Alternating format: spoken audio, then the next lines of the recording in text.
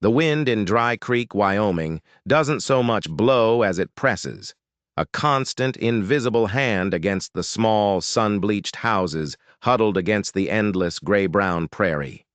It speaks in a low, incessant whine around the corners of the First Presbyterian Church, where the steeple casts a long, sharp shadow, and it whispers through the brittle grasses of the cemetery on the rise. Clara Miles stood there, as she did most Tuesdays, her black worsted skirt flapping against her legs, her gaze fixed on the simple wooden cross that marked her husband's grave. It was a sheriff's grave, clean, respected, a symbol of order in a land that resisted it. But the order he kept had cost her everything, and the silence it left behind was louder than any gunshot, more profound than any sermon. This Tuesday, however, that silence was about to be broken, not by the wind or the rattling of a passing wagon, but by a sound the prairie was never meant to hold, the thin, desperate cry of a child, lost where nothing should be living at all. Clara pulled the thin shawl tighter, the wool scratching at her chin, her eyes narrowing against the relentless dust. The sound was thin, almost bird-like, carried on the same current of air that eroded the tombstones and dried the ink in the town registrar. It came from the west, beyond the perimeter of respectable grief, out toward the broken ridges where the land hadn't yet decided if it was prairie or desert, and where nothing, save for rattlesnakes and desperate men, had any business being. She hesitated, her duty to the dead warring with the startling, insistent pulse of the living.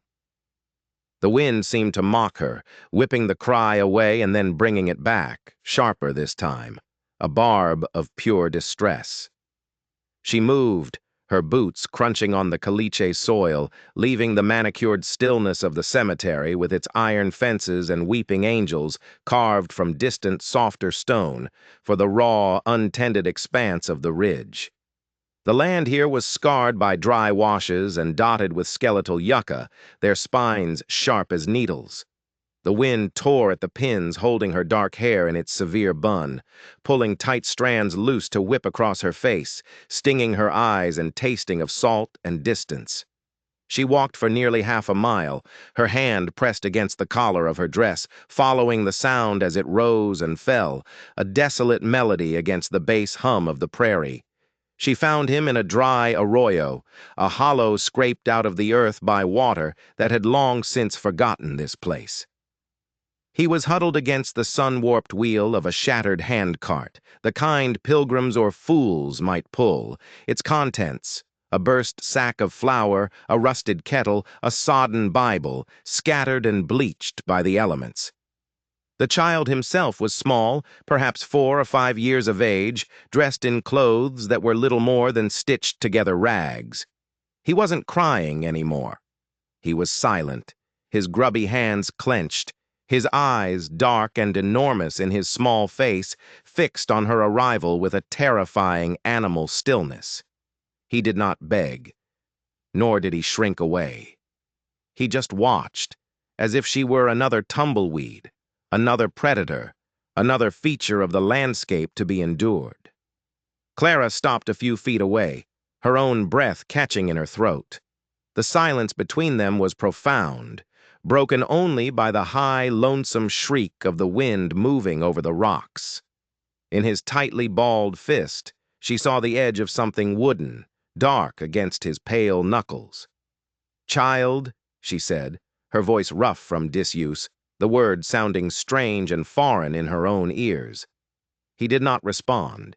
He only blinked, slowly, the dust clinging to his eyelashes.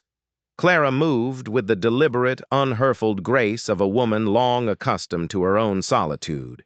She knelt, the rough fabric of her skirt scraping the stones, and slowly, very slowly, extended a hand, palm up.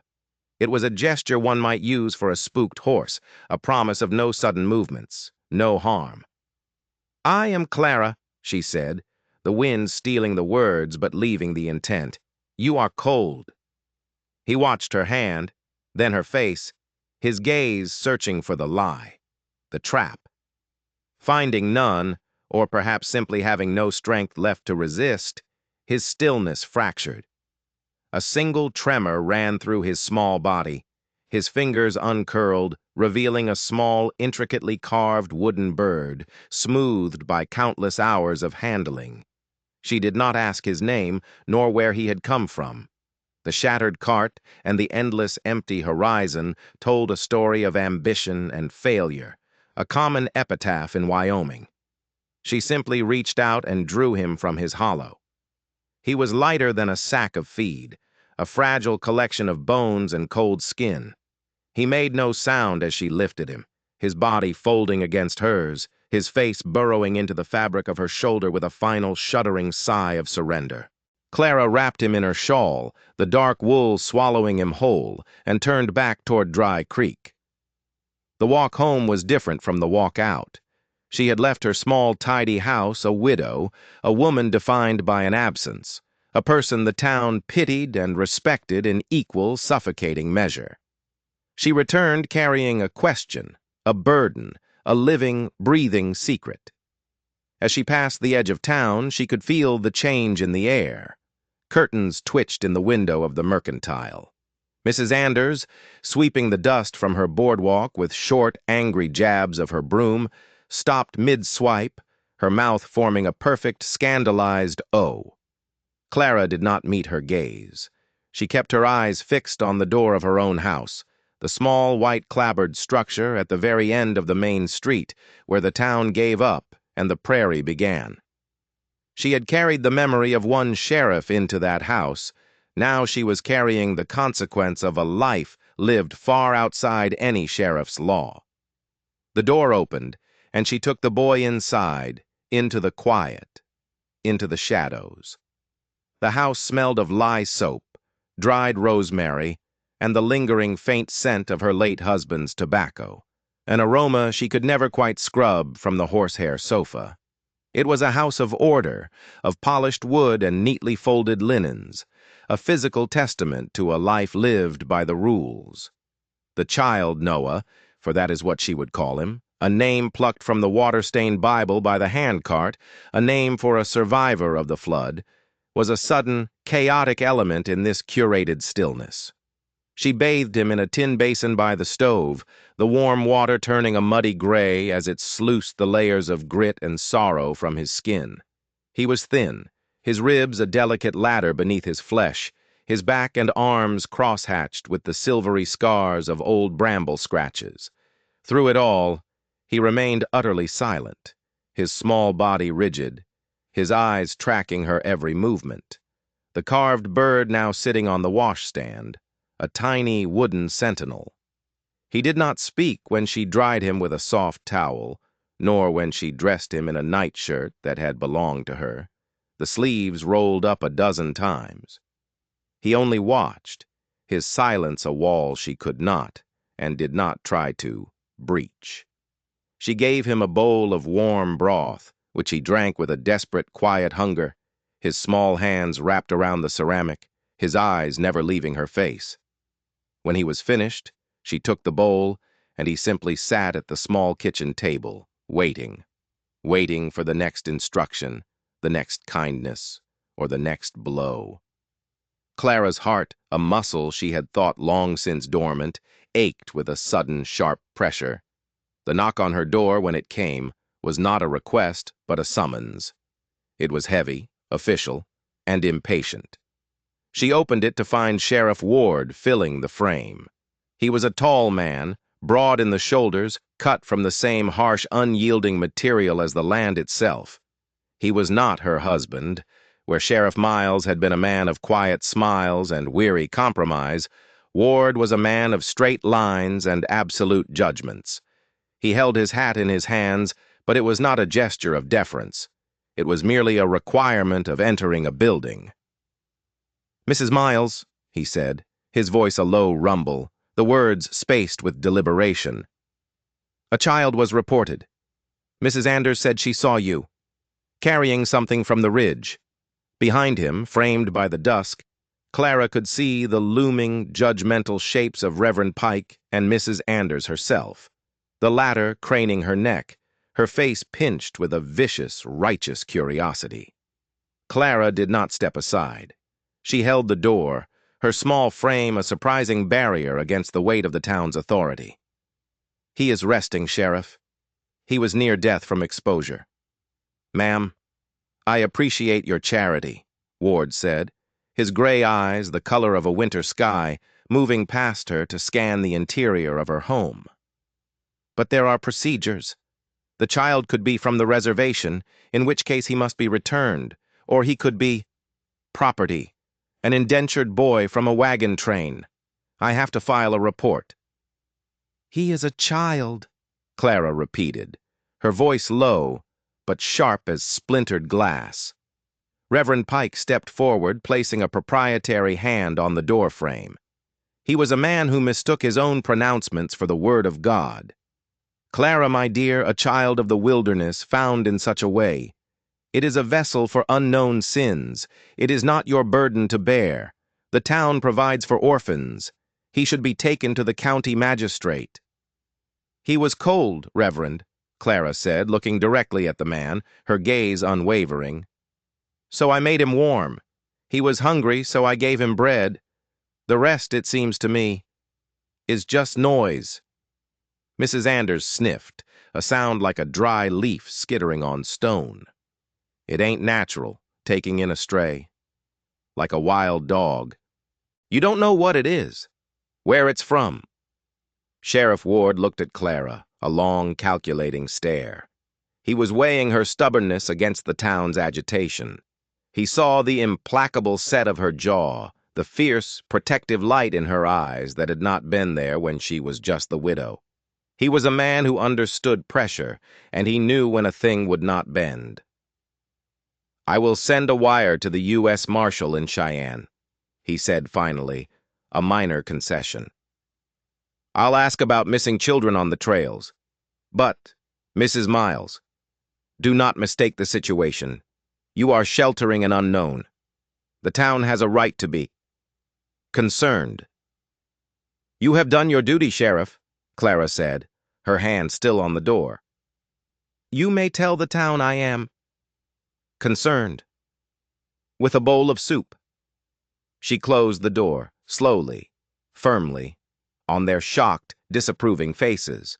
The heavy bolt slid home with a satisfying, metallic thud. She turned back to the kitchen. The boy, Noah, had not moved from the table, but his eyes were now fixed on the door, on the place where the voices had been. He looked back at Clara, and for the first time, she saw not just animal stillness, but a flicker of something else. Understanding. He knew, as she did, that the house was no longer quiet. It was besieged. The days that followed were a cold truce. Dry Creek watched Clara's house with a collective, judgmental stare. When she went to the mercantile for supplies, conversations would cease, the air growing thick and heavy until she had paid for her flour and beans and departed. Reverend Pike delivered a pointed sermon on the parable of the prodigal son, with a heavy emphasis on the filth the son brought back with him. Only Noah remained untouched by it, existing inside the small house as if it were the only world. He remained silent. It was not a defiant silence, nor a fearful one. It was simply a state of being. He followed Clara from room to room, a small shadow in her oversized nightshirt. He watched her knead bread, his small hands mimicking the motion on the table. He sat on the porch while she mended a shirt, his back pressed against the clapboard, his wooden bird held loosely in his lap. He was learning her, learning the shapes of her kindness, the rhythm of her loneliness. And she, in turn, was learning his. She found she spoke to him more than she had spoken to anyone in the year since her husband's death, filling the quiet with talk of the weather, of the garden she planned to plant, of the way the light changed on the bluffs at sunset. The discovery came on the 5th day. She was mending the tattered boots he had been found in, the leather cracked and stiff. Tucked deep inside the sole, beneath a flap of torn lining, was a folded piece of oilcloth.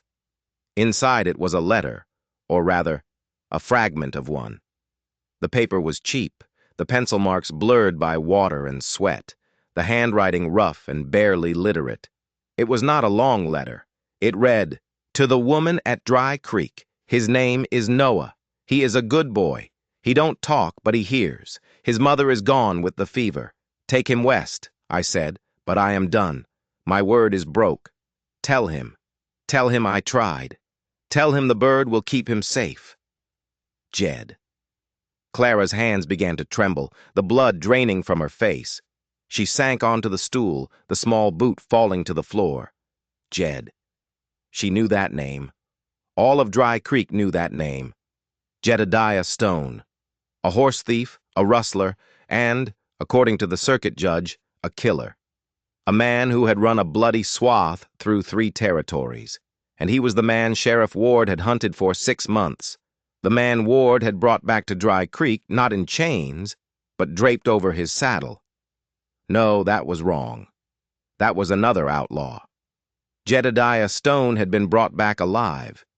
He had been tried in the street, the saloon serving as a courtroom, and he had been hanged on the gallows that still stood just outside of town, a stark skeletal reminder of Ward's unbending justice.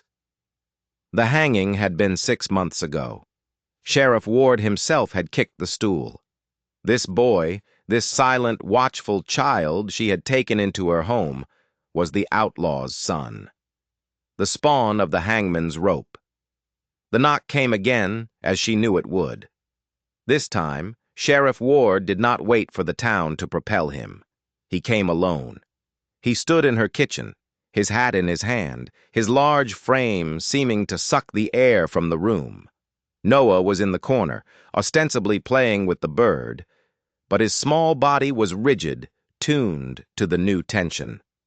"Mrs. Miles," Ward began, his voice lacking its usual iron certainty. I received a wire from Cheyenne. There are no reports matching the boy. The orphanage wagon will be through in a week.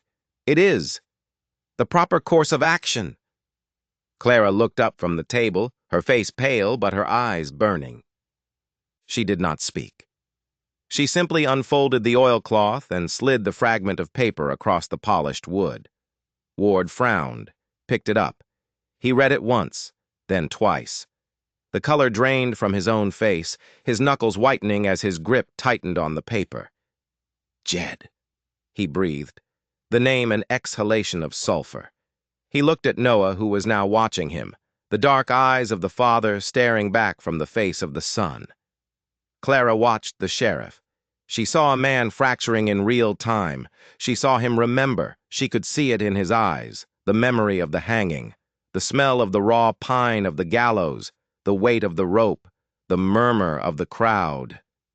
She saw Ward remember Jedediah Stone on the platform, a man already broken by the trail, asking for a piece of paper, a pencil. Just for a marker, Stone had rasped, and Ward, in his rigid adherence to the law, had refused him. "No last words for the paper, Stone," Ward had said, his voice flat. "Just for the Lord." Now, holding this desperate, waterlogged plea, Ward understood. The letter wasn't for a marker. It was for this boy. It was a father's last failed attempt to write a future for his son. He looked at the small wooden bird in Noah's hand, and he remembered with a sickening jolt, pulling an identical, half-finished one from Jedediah Stone's pocket before they put the hood on. "Just a whittlin'," Stone had whispered. "It's not finished." "Sheriff?" Clara's voice was quiet, pulling him from the memory. Ward crumpled the paper in his fist. His face was a mask of granite, but his eyes were haunted. He, the sheriff, the arbiter of justice, had not just hanged a man. He had silenced a father. He had, in his unbending duty, denied this boy the one thing the law couldn't provide: a final word of love. "The orphanage wagon," he said, his voice thick, unrecognizable. I will tell them the child is accounted for."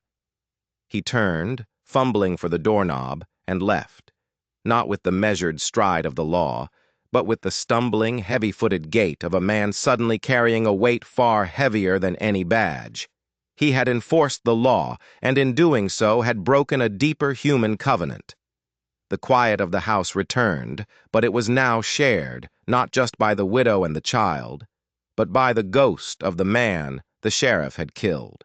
The truth, once uncaged, did not walk. It ran. Sheriff Ward may have kept his own counsel, but the fragment of the letter was a secret that could not be contained by one man's conscience. Perhaps Clara spoke of it to the mercantile owner in a moment of grim justification. Perhaps Mrs. Anders, with her uncanny ability to sense a crack in any facade, simply pieced it together. The timeline of the hanging, the arrival of the boy, the sheriff's sudden, inexplicable defense. However it happened, by Sunday, the name Jedediah Stone was on everyone's lips, whispered with a mixture of fear and revulsion. The boy was no longer just a stray. He was the hangman's spawn, the viper's get, the murderer's seed. Reverend Pike's sermon that morning was not a parable. It was an indictment. He spoke of inherited sin, of the blood that poisons the well, of the community's sacred duty to purge the unclean. He painted a picture of darkness taking root in the home of a grieving and perhaps confused widow. The congregation sat in rigid, righteous silence, their faces set. They were no longer a town. They were a mob, sanctified by Scripture. They did not come with torches or ropes. They came in their Sunday best, a dark woolen congregation moving with singular purpose down the dusty main street toward Clara's house. They were led by Reverend Pike, his Bible held aloft like a battle standard, and flanked by Mrs. Anders, her face pinched into a mask of pure, unadulterated certainty. Clara saw them coming. She had been on the porch, showing Noah how to check the cistern for water. She stood up, her hand finding the porch rail, and told the boy, "Go inside, Noah. Stay in the kitchen." He looked at her, then at the approaching crowd, his dark eyes wide. For the first time, Clara saw true fear in him. He didn't move. He simply pressed himself against her side, his small hand gripping the fabric of her skirt. Clara put her arm around his thin shoulders and waited. The crowd stopped at her front gate, filling the small yard, their collective presence a physical weight, pressing the air out of the afternoon. "Clara Miles!" Reverend Pike boomed, his voice imbued with the authority of the pulpit. "The town has come to you, not in anger, but in Christian duty. We know the truth of the child." "His name is Noah," Clara said, her voice quiet, yet it carried, cutting through the murmuring. "His name is Stone," Mrs. Anders cried out from the front rank. "The son of the man who killed those settlers in the pass, the son of the man Sheriff Ward rightly hanged. It is an abomination, Clara. Having him under your roof, under the shadow of your own dear husband's memory." "My husband's memory is my own," Clara replied, her voice trembling but not breaking. "This boy, he has done nothing. He is only a child." "The blood is tainted, woman," Pike shouted, his face reddening. "The sin of the father is visited upon the son. We are a God-fearing community. We cannot abide this shadow. The orphanage wagon is due. The boy must be on it. The town demands it." A murmur of assent rippled through the crowd. "Send him out, Clara. It ain't right. Purge it." Clara's grip tightened on Noah's shoulder. The boy was shaking, but still silent, his face hidden in her skirt. She looked at the faces before her, people she had known for years, people who had shared her grief, people who were now ready to tear a child from her home out of fear. She opened her mouth, but she had no words left. "She will not." The voice came from the side of the house. Sheriff Ward emerged, his face grim, his duster unmoved by the wind. He had not come with the mob. He had been waiting. He walked up the porch steps, his boots making a heavy, definitive sound, and stood beside Clara. He did not look at her. He looked at the crowd. A shocked silence fell. The mob had come with the assumption that the law was on their side. "Sheriff?" Reverend Pike sputtered, his certainty wavering for the first time. "Sheriff Ward, you are the instrument of justice. You know what this boy is." Ward's gray eyes swept over them, cold as a gun barrel. "I know exactly what he is," Ward said, his voice low and dangerous. "He's a boy, and you, Reverend, you are a man leading a flock of fools to a widow's doorstep to frighten a child. This is not about fear. It is about the law, the moral law," Pike retorted. "Is it?"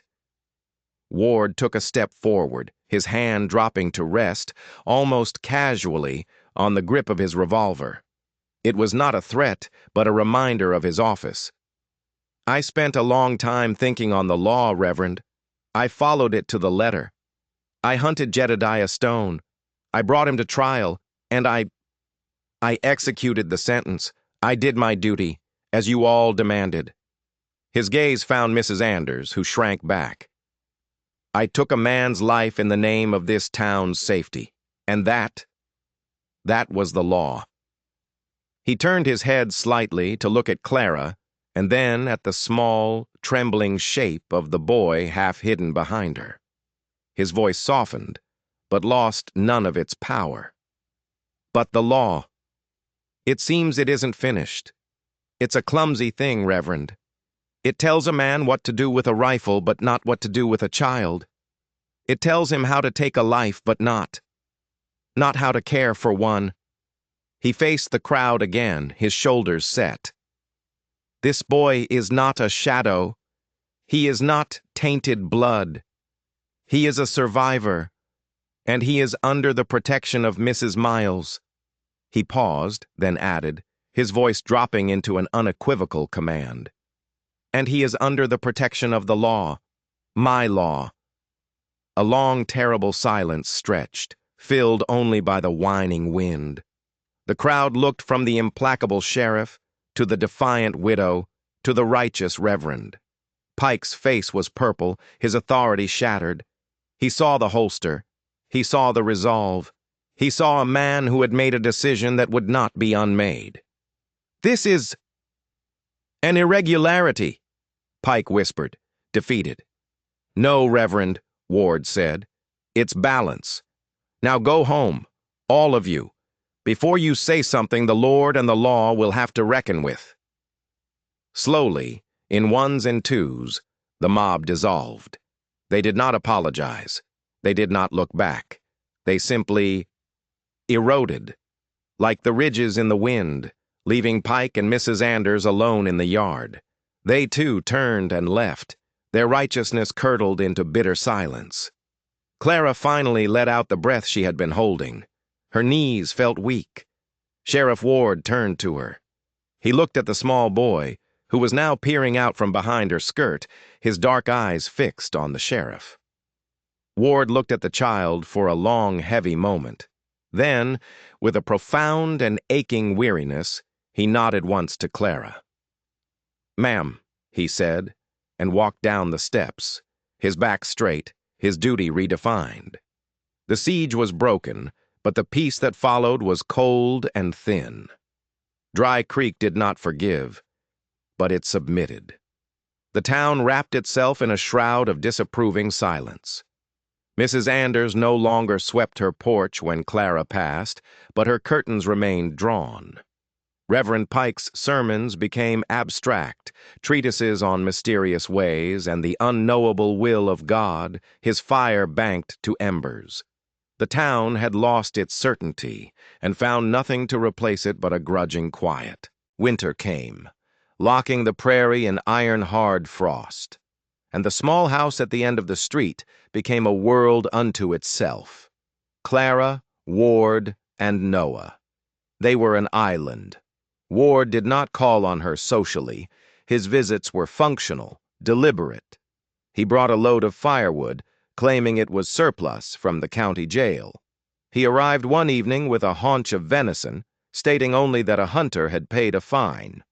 He and Clara spoke of the weather, the depth of the snow, the cost of feed. They never spoke of the crowd or of Jedediah Stone. They did not need to. The name was the foundation of their strange, unspoken alliance. Noah remained silent. But the silence changed. It was no longer the brittle, fearful silence of the ridge. It was a comfortable, settled quiet. He began to exist. He learned to split kindling, his small hands working the hatchet with careful precision. He sat by the fire, the carved bird in one hand, while Clara read aloud to him from her husband's books. Not the Bible, but stories of the sea, of forests, of places where the wind didn't scour the land bare. And one evening, as Clara read a passage about a ship finding a safe harbor, she paused. The boy was looking at the fire, his face soft in the orange glow. "Safe," he whispered. The word was a puff of air, barely audible, his first. Clara stopped breathing. She looked at him, her heart hammering. He did not look at her. He only continued to stare at the fire as if he had said nothing at all. She did not press him. She simply accepted it. A seed, frozen all winter, had finally cracked. Spring arrived late, as it always does in Wyoming, not as a gentle greening, but as a violent thawing. The prairie, brown and dead, reluctantly offered up shoots of tough grass. One Saturday, Sheriff Ward arrived not on his horse, but in a buckboard.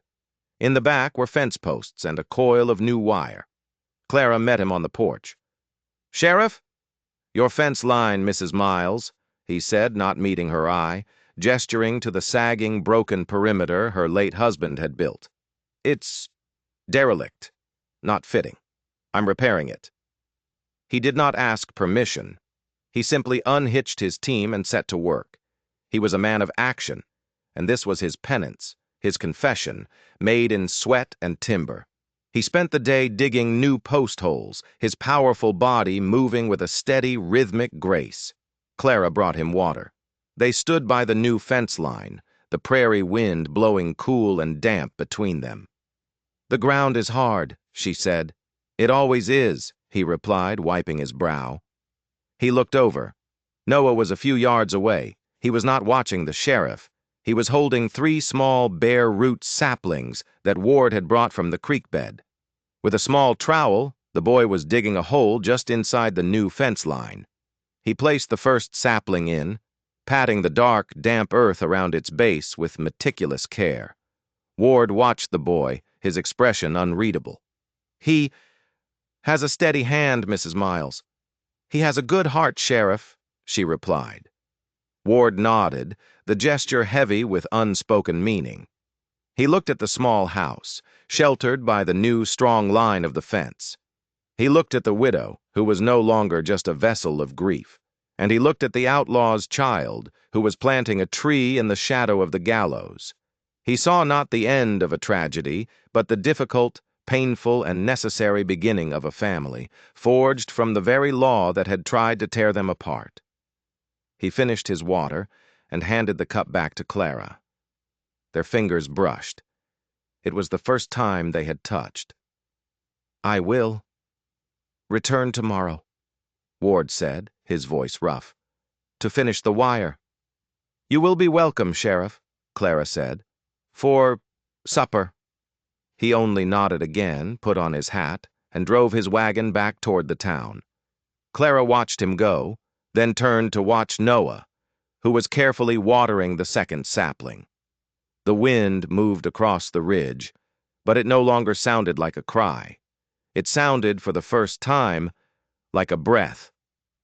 The sheriff once hanged a man for breaking the law, but spent the rest of his life learning how to keep it without losing his soul.